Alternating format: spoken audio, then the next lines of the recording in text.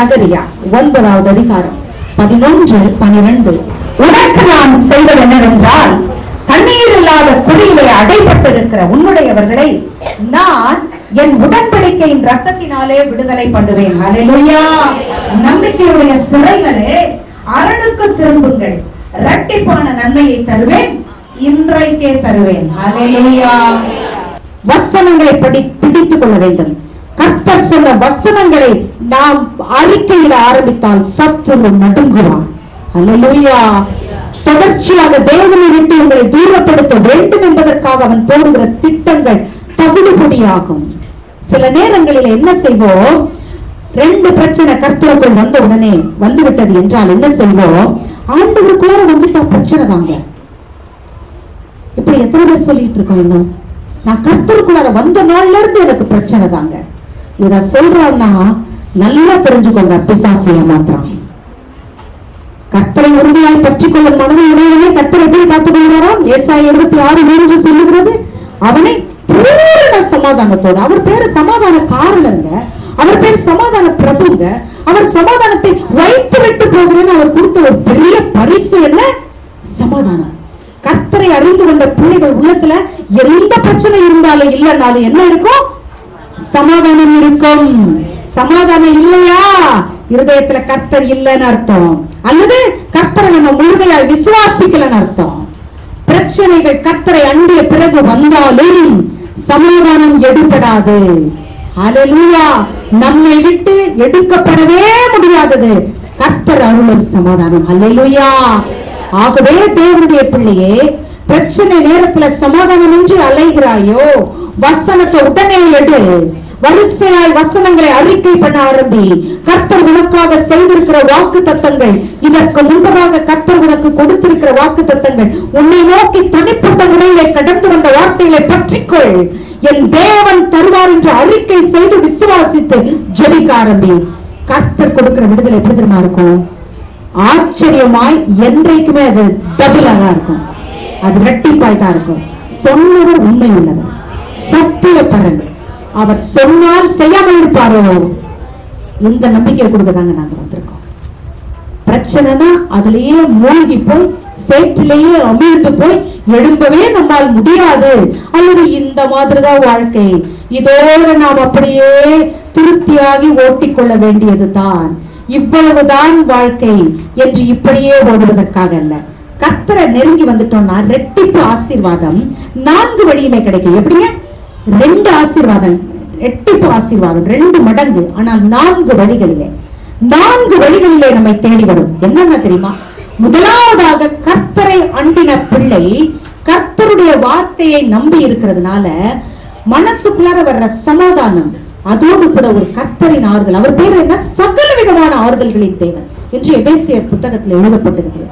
சகல ஆறுதல்களின் தேவன். அவர் எல்லா விதத்திலும் ஆறுதல் தருவார். எந்த துக்கத்துக்கும் அவரிடத்திலே ஆறுதல் உண்டு. ஆகவே ஆண்டவர் இயேசு கிறிஸ்து முதலாவதாக பிரச்சனை வந்துவிட்டது என்றால் ஆறுதல்களின் தேவன் அவர் மாத்திரமே. அவர் கொடுக்கிற ஆறுதல் ஒரு பெரிய அமைதியாக இருக்கும், ஒரு பெரிய ஆசீர்வாதமானதாக இருக்கும். முதலாவதாக ஆறுதல். இரண்டாவதாக இன்றைக்கு சொல்லி இருக்கிறபடி பிரச்சனையை தாண்டும் போது கர்த்தருக்குள்ளார உண்மையா இருந்து விட்டோம் என்றால் இரட்டிப்பான மடங்கு ஆசீர்வாதம், இரட்டிப்பான ஆசீர்வாதம். மூன்றாவதாக மனதிற்குள் வருகிற அந்த சமாதானம். இந்த பிரச்சனையை தாண்டும் போது கர்த்தர் கொடுக்கிற பாடத்தினாலே மற்றவர்களை தேற்றக்கூடிய அளவுக்கு, மற்றவர்களை இதே பிரச்சனையிலே எழ முடியாமல் மூழ்கி கொண்டிருக்கிறவர்களை கரை சேர்க்கும் அளவுக்கு கர்த்தர் நமக்கு ஒரு வல்லமையை கொடுக்கிறார். நாலாவதா, உண்மையா இருந்தோம்னா ஆண்டவர் இங்கே இல்லைங்க, அங்க ஒரு பெரிய மகிமையை வச்சிருக்கிறார். அந்த மகிமை நமக்கே உரியது. ஆமென். அந்த மகிமை நமக்கே உரியது. அதைத்தான் இன்றைக்கு ஆண்டவர் நமக்கு உறுதிப்படுத்த விரும்புகிறார். இதுலதான் விசுவாசம் குறையக்கூடாதுன்னு தான் ஆண்டவர் சொல்றார். இந்த சிறையிருப்பு எப்படிப்பட்ட சிறையிருப்பு? நம்பிக்கையுடைய சிறையிருப்பு. ஆமென். நம்பிக்கையுடைய சிறையிருப்பு. நாமே நம்மை பார்த்து புடுங்கி புடுங்கி வேதனைப்பட்டு வேதனைப்பட்டு கலங்கி கலங்கி தவித்து தவித்து மூழ்கி போய்விடக்கூடாது என்பதற்காக கொடுக்கப்பட்ட நம்பிக்கையின் வசனம். எபேசியர் 3வது அதிகாரம் 10வது வசனத்தை நாம் வாசிப்போமே. அங்கே ஆண்டவர் எதை சொல்லுகிறார்?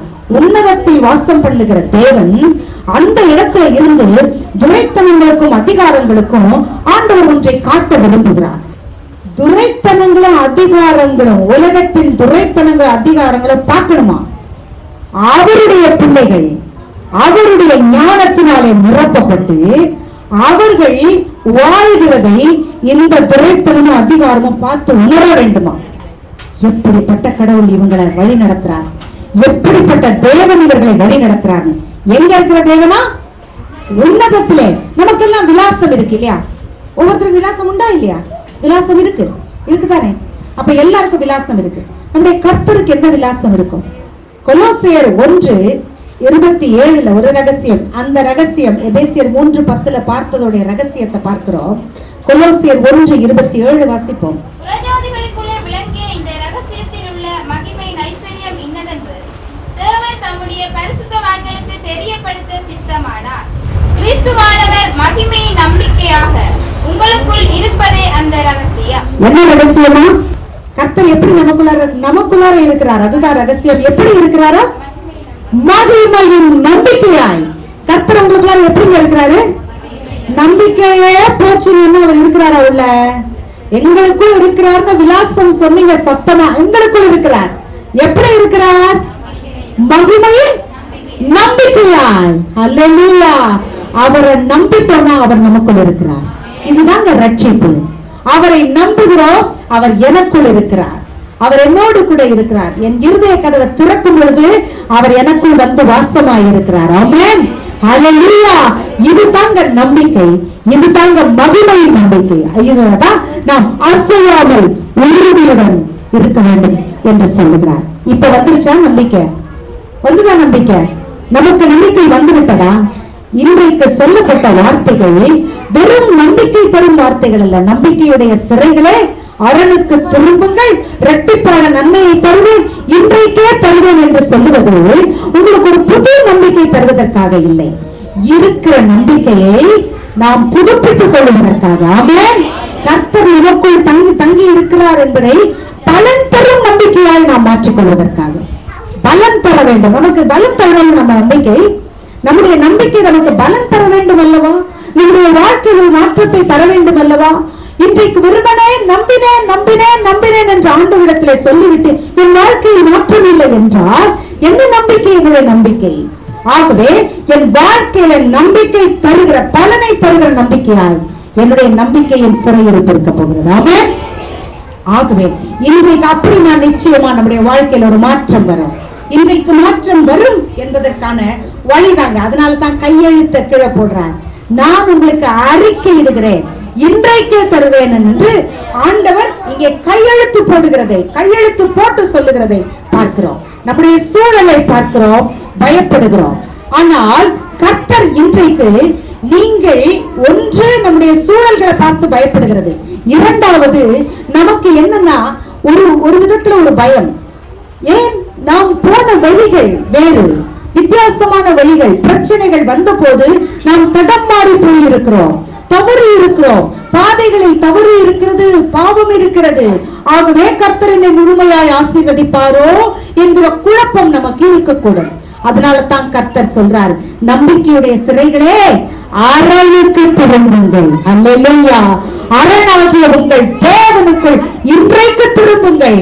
நீ சிறையிருப்பில் இருக்கிறாய் என்றாலும் பரிசுத்தத்தை காத்துக் கொள்ளும் பொழுது, கர்த்தருக்கு பிரியமாய் நடக்கும் பொழுது, உன் தேவனாகிய கர்த்தர் உனக்கு கொடுக்கிற வாழ்க்கையின் ஆசீர்வாதம் முற்றிலும் வேறுபாடாது.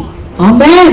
பாவத்தை விட்டு வெளியே வருவேன். என்றைக்குமே எப்படிப்பட்ட சூழ்நிலையிலுமே நான் பாவத்தை அண்டிக் கொள்ள மாட்டேன், பாவத்தோடு விளையாட மாட்டேன் என்று உறுதியோடு. நமக்கு பிரச்சனை வருங்க, அந்த பிரச்சனை நேரத்தில் சோதனைகள் வரும். ஆடு ஓடிக்கொண்டிருக்கிறது, தவறி அல்லது இடறி அது ஒரு மோசமான தண்ணீர் நிறைந்த ஒரு சாக்கடையிலே விழுந்து விட்டது என்று வைத்துக் கொள்வோம். இந்த ஆடு ஓடிக்கொண்டிருக்கிறது. அது ஓடிக்கொண்டிருக்கும் போது வழி அது தவறி மோசமான வாசனை வீசுகிற ஒரு சாக்கடையில விழுந்து விட்டது. என்ன செய்யும் அந்த ஆடு? உடனே துள்ளி குதித்து வெளியே ஓடி வரும் அல்லவா? ஆனால் அதே ஒரு பன்றி அந்த பக்கமாக போகிறது, இடறி விழுகிறது ஒரு சாக்கடையிலே என்று வைத்துக் கொள்வோம். என்ன செய்யும்? சுகமான தண்ணீர், அவர் விரும்பின தண்ணீர் இல்லையா, விழுந்து அதிலேயே கிடக்கும். பாவ வழிகள் வரும், சோதனைகள் வரும், இடறி விழ வேண்டிய சூழல்கள் வரும். ஆனால் தேவனுடைய மகனே மகளே, அதிலிருந்து துள்ளி குதிக்கிற கர்த்தருடைய ஆடாக நீ இருக்க வேண்டும் என்று விரும்புகிறார். ஆகவே தான் ஆண்டவர் பரிசுத்தத்தை நீ விரும்ப வேண்டும். நீ இருளை விரும்பி இருக்கிறாய். ஆகவே அடிக்கடி அடிக்கடி உனக்கு வருகிற எல்லா பிரச்சனைகளிலும் இன்னும் இருள் உன்னை விட்டு விலகின பாடில்லை. ஆனால் உன் தேவனாகிய கர்த்தர் இன்றைக்கு சொல்லுகிறார், அரணுக்கு திரும்பு. நீ சமாதானத்தை அடைய வேண்டும் என்பதற்காய் நீ பட வேண்டிய உன்னுடைய பாவங்களின் நிமித்தம் நீ அடையவும் அழைக்கிறாரு. திரும்பி வந்தால் இந்த நிச்சயம் நமக்கு உண்டு. ஆமென். கர்த்தர் அந்த நிச்சயத்தை நமக்கு தருகிறார். 1 சாமுவேல் 15வது அதிகாரம் 23வது வசனத்துல, முரட்டாட்டம் பண்ணுவது விக்கிரக ஆராதனைக்கு சமானம், கர்த்தருக்கு கீழ்ப்படியாமல் இருக்கிறது. அப்படித்தான் கர்த்தரை விட்டு நாம் தூர போய் கொண்டிருக்கிறோம் என்றால் கீழ்ப்படியாமல் போய்விடக்கூடும். அருமையான தேவனுடைய பிள்ளையே, அதனால தான் ஆண்டவர் சொல்லுகிறார், பாவத்தின் வழியை பார்த்து இன்னும் ஏன் கர்த்தர் கர்த்தர் என்று அலைய வேண்டும் என்று உள்ளே முரட்டாட்டமான இருதயம் கூப்பிடுகிறதோ, சில சோதனைகள் தொடர்ச்சியாக வரும் பொழுது இன்னும் நான் கர்த்தரை அண்டி பிரயோஜனம் என்ன என்று சொல்லி உலக ஆசையிலே நம்முடைய இருதயங்கள் நாட்டம் கொள்ளுகிறதோ, தேவனாகிய கர்த்தர் இன்றைக்கு சொல்லுகிறார், அரணுக்கு திரும்பு. ஹல்லேலூயா. அரணுக்கு திரும்பு. நீ நம்பி இருக்கிறவர்களிடத்திற்கு திரும்பு. நீ யாரிடத்திலே நம்பிக்கை வைத்திருக்கிறாயோ அவர் மாத்திரமே இந்த பிரச்சனையிலிருந்து உனக்கு விடுதலை தர வல்லவர். உன் ஆண்டவர் இயேசு கிறிஸ்து நீ விடுதலை அடைய வேண்டும் என்பதற்காக எல்லா பாடுகளையும் தாம் ஒருவராய் சிலுவையிலே அனுபவித்தவராய் இழந்து போனதை தேடும்படி இந்த உலகத்திற்கு வந்த ஆண்டவர் இயேசு கிறிஸ்து சகல ஆக்கினையும் அடைந்து தீர்த்து விட்டார். எதற்காக? அவர் செத்து 3ஆம் நாளிலே அவர் உயிரோடு எழுந்தது எதற்காக தெரியுமா? பிரச்சனையிலே நீ அப்படியே மடிந்து போய்விடக் கூடாது, அமிழ்ந்து போய்விடக் கூடாது. ஜீவன் உண்டென்று உன் தேவனாகிய கர்த்தரை நீ விசுவாசிக்கும் பொழுது அவரில் இருக்கிற அந்த உயிர்த்தெழுந்த ஆவி ஜோயே உனக்குள் கிரியை செய்ய ஆரம்பிக்கும். செத்து போன வாழ்க்கை அல்ல. ஒரு பிரச்சனை வந்தது, ஒரு மரணம் வந்தது, ஒரு இழப்பு வந்தது, ஈடு செய்ய முடியாத குழப்பங்கள் வந்தது நம்முடைய வாழ்க்கையிலே என்று நாம் நினைத்துக் கொண்டிருந்தோம் என்றால் இந்த பிரச்சனை தான் முடிவல்ல. உன் தேவனாகிய கர்த்தர் உயிரோடு எழுந்தது உன்னை மீட்டுக் கொள்வதற்காகவே. இந்த பிரச்சனையை நீ கடந்து வர முடியும் அவருடைய ஒத்தாசையால் என்பதை புரிந்து கொள்ள வைப்பதற்காகவே. ஆகவே தேவனை பற்றி கொண்டோம் என்றால், அரணாகிய தேவனுக்குள் திரும்பி விட்டோம் என்றால் இன்றைக்கு இரட்டிப்பான ஒப்பு கொடுப்பாயா? நான் ஜெபிக்கலாம். தகப்பனே,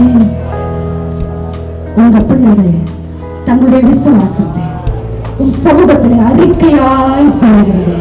என் கர்த்தர் தயாராய் அன்பாய் கூர்ந்து கவனிக்கிறதற்காக ஸ்தோத்திரமே. சர்வ மகிமையின் தேவனே, நீர் பெரியவர், நீர் அன்பு நிறைந்தவர், நீர் நல்லவர். உங்களுடைய வார்த்தைகள் ஒவ்வொன்றும் சத்தியம். இந்த சத்திய வார்த்தைகளை பிள்ளைகள் பற்றி கொண்டார்கள், உண்மையே உறுதியாய் பிடித்துக் கொண்டார்கள். பிள்ளைகளுக்கு நீர் வாக்களித்திருக்கிற ஜெயம் சத்துரு ஒன்றையும் பிடுங்கிக் கொள்ளாதவர். என் தகப்பன் காத்தரும்படியாக ஜெபிக்கிறேன். உங்களுடைய உன்னத ஆவியானவர் உங்களுடைய பிள்ளைகளுக்குள் ஊற்றப்பட்டதற்காக ஸ்தோத்திரம். ஆவியானவர் இப்பொழுது செய்கிற மாற்றங்களுக்கு பிள்ளைகளை விட்டுக் கொடுத்து தாழ்த்துகிறோம். ஆசீர்வாதத்தினாலே நிரப்புகிறோம். நன்றியோடு துதிக்கிறோம். இயேசு கிறிஸ்துவின் உன்னத நாமத்தில் ஜெபிக்கிறோம். ஜீவனுள்ள நல்ல தகப்பனே.